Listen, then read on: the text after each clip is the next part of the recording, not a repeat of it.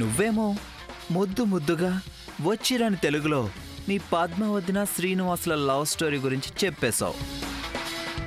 నాకు ఎంత పెద్ద హెల్ప్ చేసావో తెలుసా baby? I'm so lucky and you are so stupid. How can you? How could you?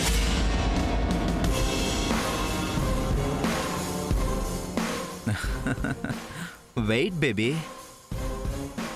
ఇంకా అవ్వలేదు. నా ప్లాన్ చెప్తాను విను. నువ్వేం చెప్పావు? పద్మకి ఓ ఎఫ్ఐఆర్ ఉందని చెప్పావు కదా. ఈ విషయం బయటికి పొక్కితే ఇక ఈ జన్మలో పద్మకి పెళ్లి సంగతి తర్వాత సంబంధాలు కూడా రావు. ఈ యాంగిల్ అడ్డు పెట్టుకొని నేనాడతా ఓ ఆట.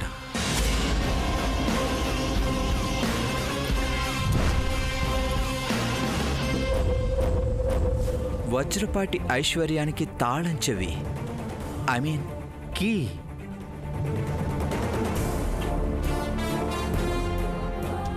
పద్మ. దాన్ని నువ్వు డైరెక్ట్గా తీసుకొచ్చి నా చేతికిచ్చేసావు.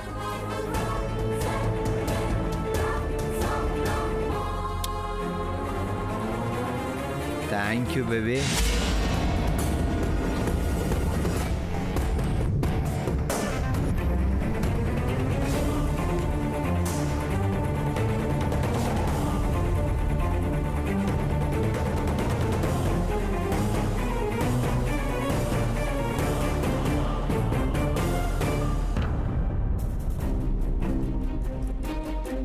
I can't believe this. I really can't believe this. ఇప్పుడే వెళ్ళి అందరికీ వీడి విషయం ఇప్పుడే చెప్పేస్తాను.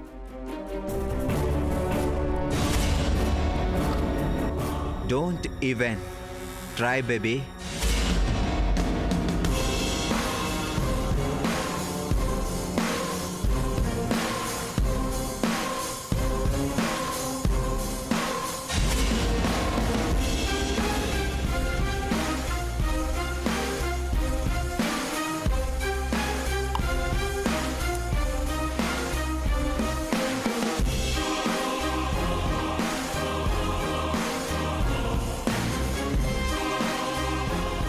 అంత కష్టపడుకో.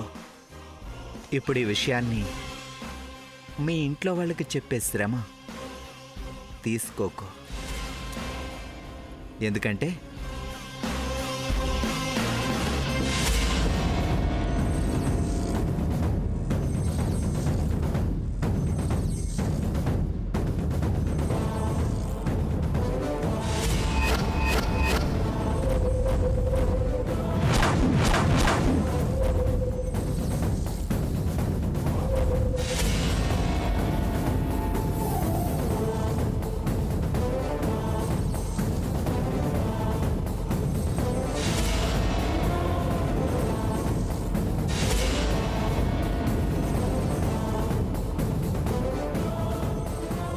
అయినా మీ అమ్మాయిలు మరీ ఇంత అమాయకులేంటి?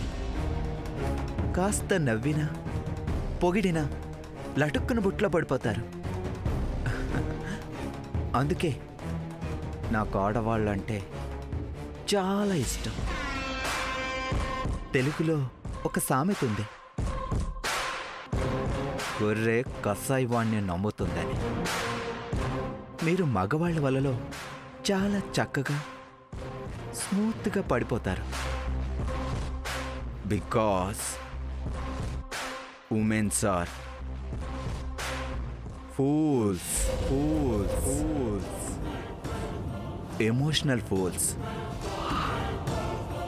అందుకే నేను మగవాళ్ళ ఆఫీస్కి వెళ్ళాకే వచ్చాను. మీ ఇంట్లో ఆడవాళ్ళందరినీ నమ్మించేశాను, పద్మతో సహా.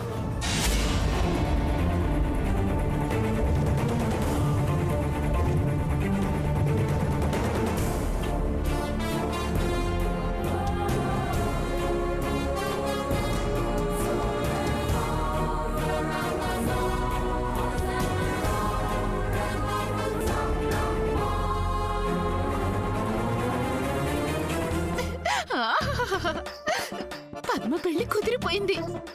ఇక తర్వాత నా సూర్యశ్యాముల పెళ్ళే.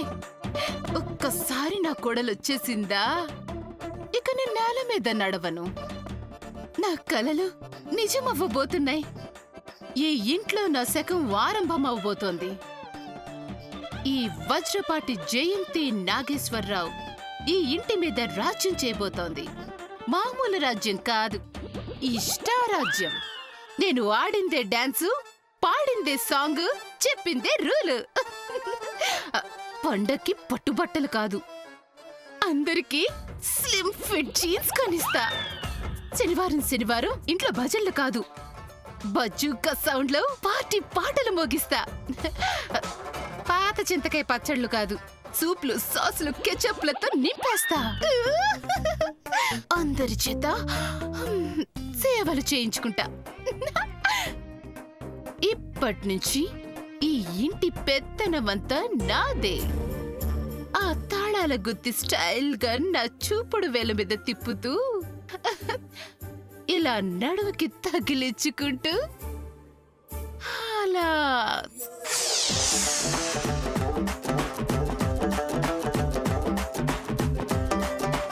పంతానికి పోయి ఊర్లో వాళ్ళందరికీ వెండి కుంకుమ పనులు పంచావు కదా, ఇప్పుడు చూడు మన పరిస్థితి ఏమైందో.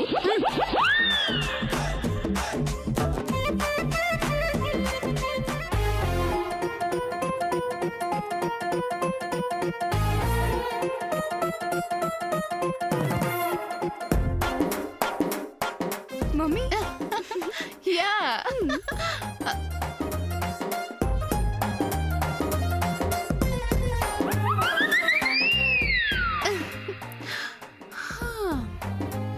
Lily?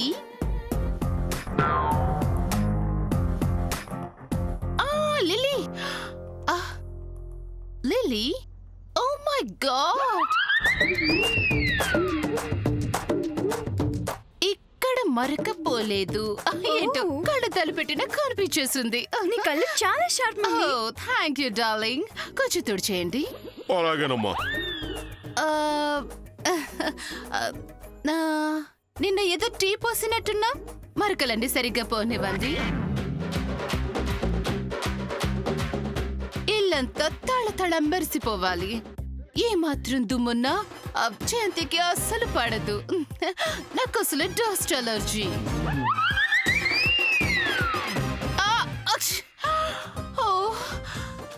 ఏసీ లేకపోతే అస్సలు ఉండలేకపోతున్నాను.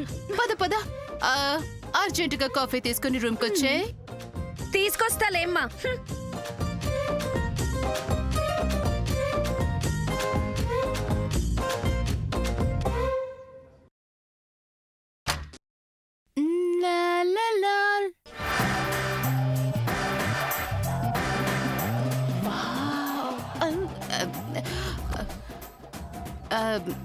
ఇంత నీట్గానా? ఇంత నీటా? Very bad.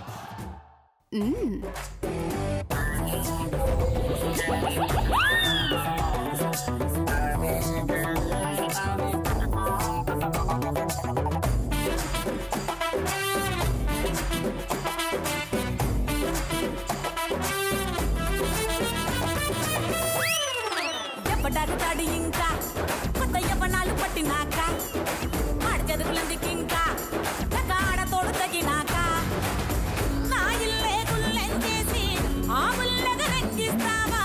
నా బల్లకు దారం కొట్టి కౌగిల్లే పట్టేస్తావా?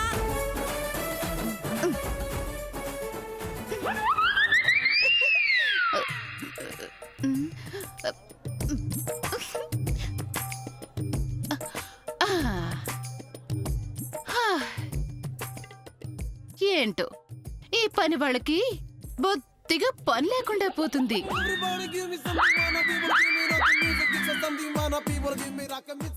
రాజశ్రీ, అమ్మ రాజీ. ఏంటమ్మా?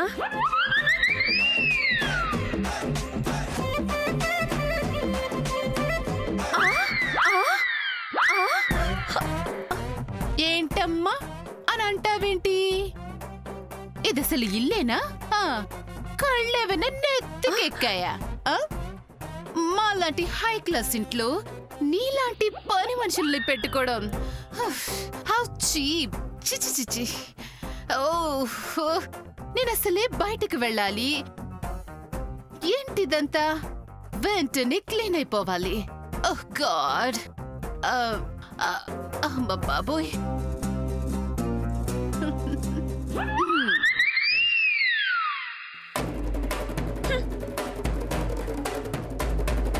కొట్టుకో అరే అరే కొట్టుకో ఏ బుర్రా ఆడ బుర్రా ఏ ఇంకే పర్రా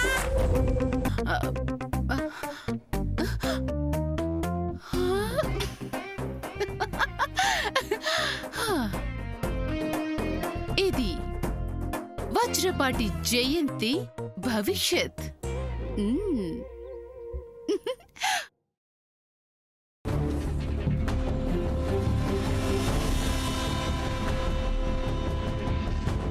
I just can't believe this. I trusted that guy. He's a fraud. ఎంత మోసం చేశాడు. ఎంతో పెద్ద జెంటిల్మెన్ లాగా మాట్లాడి అందరి ముందు యాక్ట్ చేస్తున్నాడు. I just wanna hit him on his face. I just wanna punch him on his face. So hard. పద్మావతిని గురించి ఇలా మాట్లాడతాడా? మా వజ్రపాటి ఆస్తి మీద వాడి డర్టీ కన్ను వేస్తాడా? నన్ను బ్లాక్మెయిల్ చేస్తాడా? ఆడవాళ్ళందరినీ ఫూల్స్ అని తిడతాడా? ఇప్పుడే వెళ్ళి వీడి సంగతి సూర్యకి చెప్పేస్తా. అప్పుడు సూర్య వీడిని ఎలా కొడతాడంటే వాడు ఈ లైఫ్లోనే కాదు ఏ లైఫ్లోనూ పద్మవదనకి గాని వజ్రపాటి ఫ్యామిలీ జోలికి గాని టోటల్గా ఆడవాళ్ళ జోలికి గాని రాడు. ఇప్పుడే వెళ్ళి సూర్యకి చెప్పేస్తా.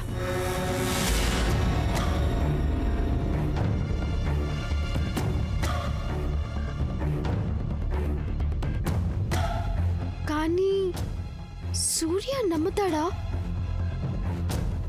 నేను శ్రీనివాస్తో టచ్లో ఉన్నాను అంటే అసలు ముందు నన్ను కొట్టకుండా ఉంటాడా? అసలే లాస్ట్ టైం ఈ విషయంలోనే తప్పు చేశాను.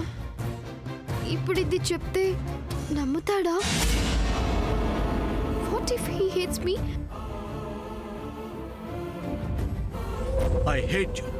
I hate you. I hate you. I hate you. సూర్య నన్ను హేట్ చేస్తే నేను తట్టుకోలేను. కానీ తప్పదు. సూర్య నన్ను హేట్ చేసినా సరే పద్మావతి నా మంచి కోసం సూర్యకి మనోజ్ గురించి అంతా చెప్పేయాలి.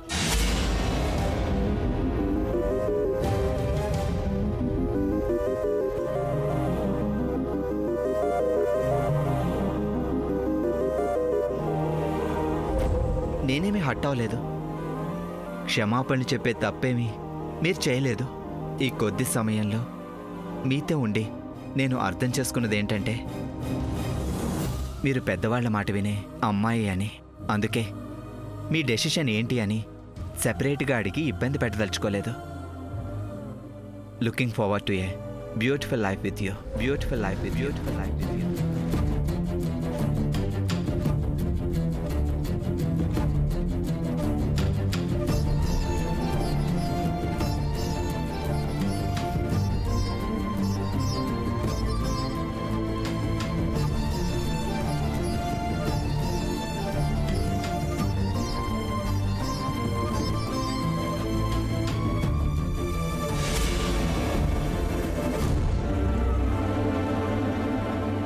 అమ్మ పద్మా,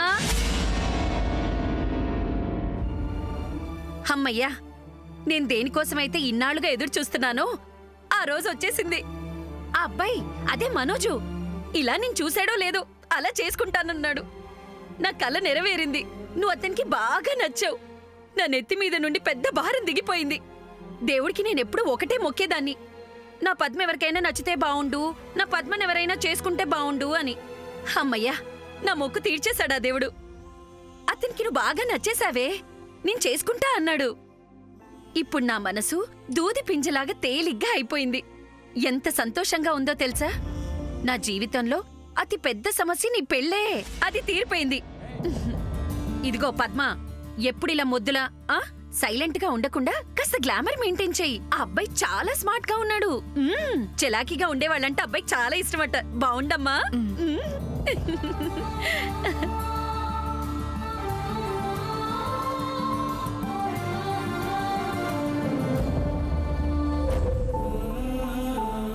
అమ్మా, నా పెళ్లి గురించి నీకున్న బెంగేంటో నాకు బాగా తెలుసు. కానీ నా గురించి కూడా ఒక్కసారి ఆలోచిస్తే బాగుండేదమ్మా. నేనందరికీ నచ్చాలని దండం పెట్టుకున్నావే కానీ నా మనసుకు అతను నచ్చాలని ఎందుకు ఆలోచన రాలేదమ్మా నీకు? నా మనసుకి అసలు విలువే లేదా?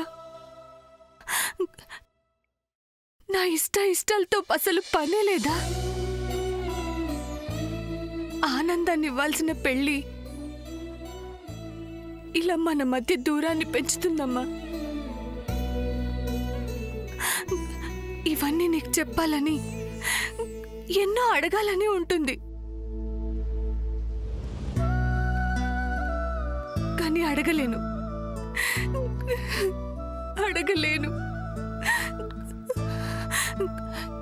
ఇలా అడిగితే నువ్వు ఎంత బాధపడతావో నాకు తెలుసు. ఎంత నొచ్చుకుంటావో కూడా నాకు తెలుసు. మనసు పడే బాధ ఏంటో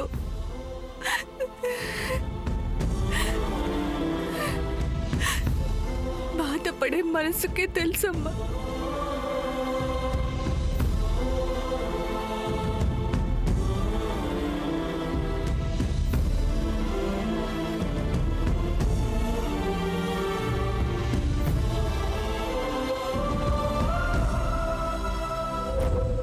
Looking forward to a beautiful life with you.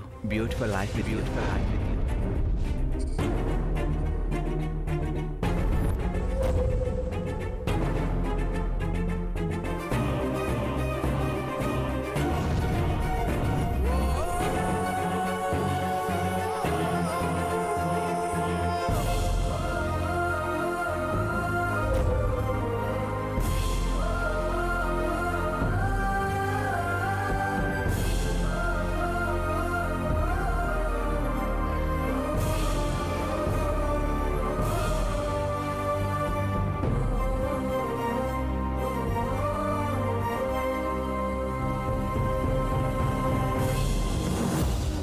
తప్పంతా నాదే. నాకు మనసిచ్చే హక్కు లేదు, కలలు కనే హక్కు కూడా లేదు. అంతా తెలిసి నేనెందుకు ప్రేమించాను? ఎంత ప్రయత్నించినా శ్రీనివాస్ని మర్చిపోలేకపోతున్నాను.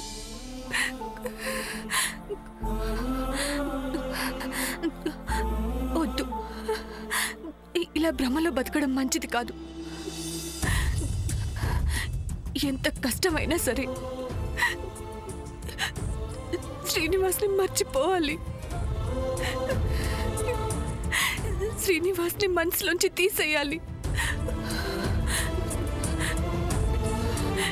ఇక ఇది నా దగ్గర ఉండడంలో అర్థం లేదు.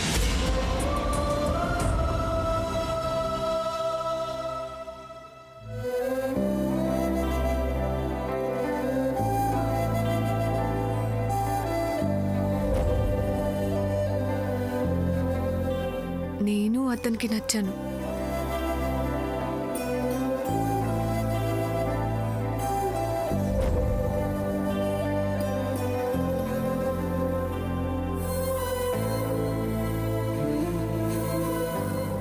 ఇంక నువ్వేం దిగులు పడకు. శ్రీనివాస్ గారిని కాదు కాదు కాదు కాదు బావ గారిని నీకు తీసుకొచ్చి అప్పచెప్పే బాధ్యత నాది.